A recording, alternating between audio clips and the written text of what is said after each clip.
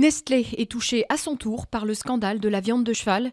Le numéro 1 de l'agroalimentaire a dû retirer de la vente des plats de pâtes présentés à tort comme cuisinés au bœuf en Espagne et en Italie.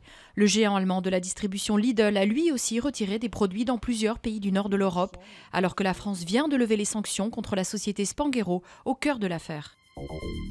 Oscar Pistorius accusé de meurtre prémédité contre sa petite amie. C'est ce qu'a retenu le parquet sud-africain à l'encontre du champion de handisport qui comparaît devant le tribunal de Pretoria.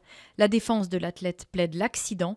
L'audience, qui doit durer jusqu'à mercredi avant le procès proprement dit, coïncide avec les obsèques de la jeune mannequin.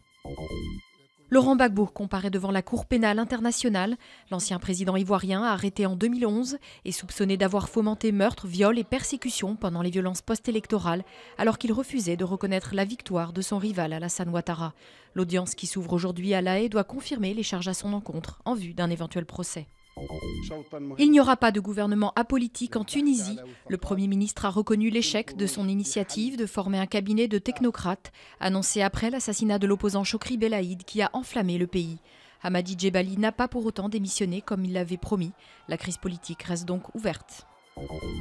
Danny Boone est l'acteur le mieux payé de France et d'Europe. D'après un palmarès publié par le Figaro.fr, la vedette de Bienvenue chez les Ch'tis a émargé à 3,6 millions d'euros en 2012.